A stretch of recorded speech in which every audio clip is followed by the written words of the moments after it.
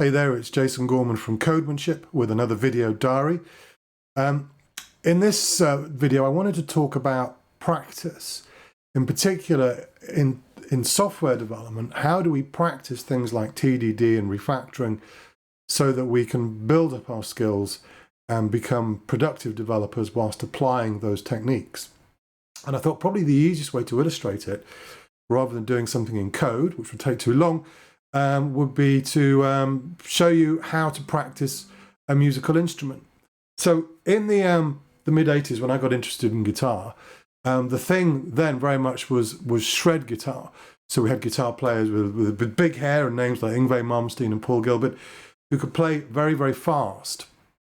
And I became very interested in that. And, you know, being a young man and all of that. And I was, to begin with, very naive and very impatient. I thought that the way that you became as fast as someone like Yngwie Malmsteen on the guitar was to practice fast. So I was always trying to play as fast as possible. So I would get a metronome. I've got one set up here. You can hear it there. And we would just go, how fast can I play? And then I would sit there and go. And if we were to slow that down, you would see that I made lots and lots of mistakes. There are lots of what we call ghost notes. So notes I didn't quite pick because the pick hand there didn't quite meet the string at the same time that I was fingering that note. There's probably a couple of wrong notes in there where I wasn't actually playing. I was playing in the wrong scale, and so on and so forth. So it'll be full of mistakes, basically. And what I began to realize after a couple of years of trying to play fast is that the way to play fast, or to learn to play fast on guitar, was to practice slow. So it's not all as, you know, as fast as you can make it. What you do is you get your metronome, and it's very important to practice guitar with a metronome. And you basically drop the tempo down to a tempo that you're comfortable at. So not da da da da da, but, and then you focus on practicing and playing all of the notes and playing them as cleanly and as in time as you can. So you've got to get all the notes to sound out.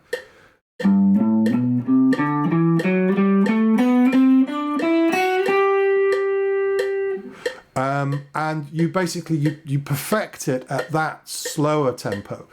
Now let's call the tempo that you're aiming for, the Yngwie Malmsteen tempo if you like, let's call that production tempo. That's the tempo at which you wish to be delivering guitar notes. This is my initial practice tempo, which is the tempo which I'm capable of doing it cleanly, capable of playing it correctly, in time, the right notes, and all the notes are sounding out, and etc., etc. So you build up your skills at your practice tempo, and then as you become more comfortable, you move that tempo up a little. So just another maybe 10 beats per minute or 5 beats per minute.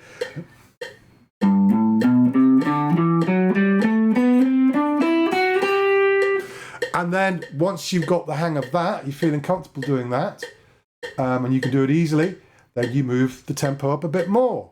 And then you move the tempo up a bit more, and the tempo up a bit more, and so on and so forth. So you gradually build up to your production velocity, if you like, your production tempo, a little bit at a time, building all sorts of skills. So there's a bunch of coordination that goes on, for example. So you'll notice when I pick,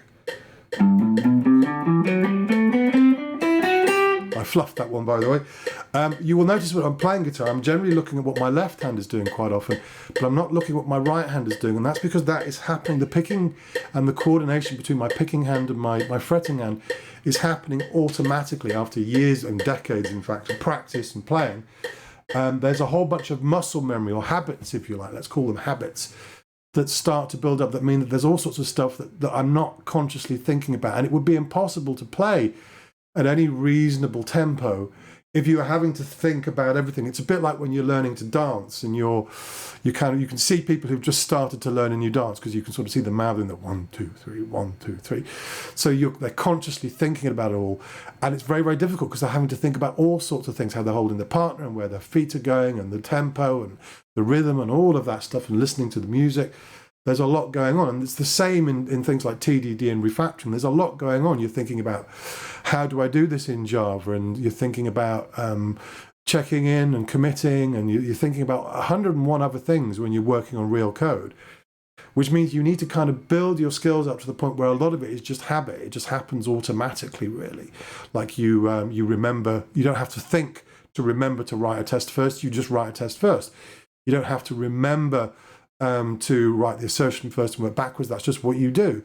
You don't have to remember to see the test fail before you make it pass. That's just what you do. So you practice at your practice tempo, your comfortable tempo, building these skills, building these habits, to getting yourself to a point where a lot of it is just happening automatically, and you can get back to thinking about the problem. Or in the case of guitar, you can get back to thinking about the music. So you want to get to a point where you're actually, most of it's happening automatically, and you're listening to what you're doing and thinking about what you want to be doing next.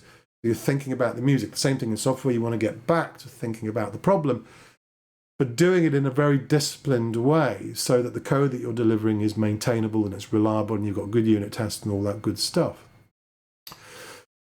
So the advice I have for teams who, for example, are adopting TDD, and I see a lot who do, who end up failing, is to slow it down. The classic mistake is you go on a codemanship course or you read a book or something about TDD, and then you think, right, from now on I'm going to test drive everything. It's going to be test first on everything. And you try to do it at your production tempo. You try to be as productive working on a real project as you would be when you're not doing these new things, learning these new skills. And what happens is your productivity does that. It does it for quite a long time. And then you make it the business's problem. And they start to notice, which is why you hear a lot of developers and a lot of teams saying, oh yeah, we tried TDD and it didn't work. Or it has a reputation for not working for a lot of teams. And that's because they start learning it at this tempo. They rack it all the way up and go, right, that's how fast we need to be going, so let's do it at that speed. Ain't going to happen. Now, there is a term in guitar playing, I suppose it's probably true for a lot of musical instruments, called woodshedding. And what woodshedding is when guitar players, they go away and they lock themselves in a proverbial woodshed, their bedroom or a practice room somewhere, or maybe an actual woodshed, you never know. And they sit there, and this usually lasts a few years. They sit there and they just practice and practice and practice. And then they come out of the woodshed sort of reborn as new guitar players. It's usually a big surprise to people. You keep it hidden from people. So you make all your mistakes in private. Now, I recommend to development teams who come on the Codemanship TDD course to do the same thing, to woodshed TDD. In other words, practice in the background. Don't make it obvious that you're trying to learn this stuff. Don't set high expectations. Don't say 3 months from now we're all going to be playing Yngwie Malmsteen's Trilogy Suite. You're not. That's not going to happen. Particularly if you try to practice it at this kind of tempo. That's not going to happen. So what I recommend teams do is try and find some time in the week, a couple of hours maybe, or maybe 10% time or whatever you've got available to you. And just for those couple of hours or your 10% time, don't focus on being productive, focus on doing it right. So maybe the rest of the week to begin with, you just do things the way you're used to doing them. But for one afternoon a week or whatever it is, or for half an hour a day or whatever you can manage, you just focus on doing TDD right. And focus maybe on 3 things at a time. So there's a lot to remember in TD. So maybe in each practice session, just make a mental note of the 3 things you're going to focus on. So in this practice session, I'm going to make sure that I see the test fail. In this practice session, I'm going to make sure that I'm working backwards from the assertion.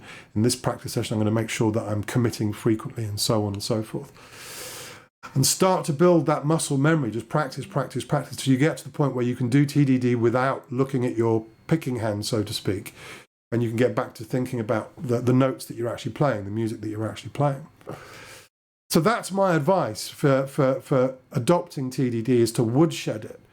Don't think that you can go out of the gate as the Yngwie Malmsteen of test-driven development and do it all at production velocity. Not going to happen. And you're going to be very, very disappointed with the results. And as your productivity does that, your managers are going to be, and your customers are going to be very, very disappointed in you. And then that's when you meet people. I meet developers all the time who say, yeah, we tried TDD and now we're not allowed to even mention it.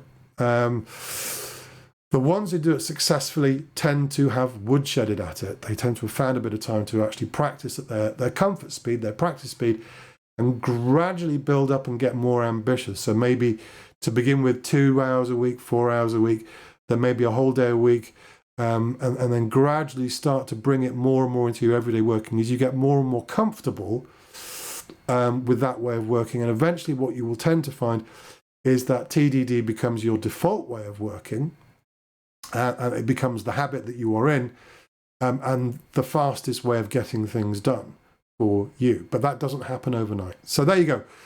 Woodshedding, that is the secret. If you want to go fast, practice slow and gradually build up. Don't make it the business's problem. Don't make it your customer's problem or your manager's problem or your team's problem. Find some time every week and then gradually build up to it. And typically over a period of 3 to 6 months, you'll find that after a while, this is just how you work. This is just how you get shit done, if you'll pardon my French. And the shit that you get done, if you'll pardon my French, tends to be much better shit than you were doing before. So you end up avoiding a lot of unnecessary rework, a lot of bug fixes and all that wonderful stuff. So there you go. Woodshedding, that's the key, that's the secret, not just to the guitar, but also to things like TDD and refactoring and continuous integration and those kind of codecraft skills.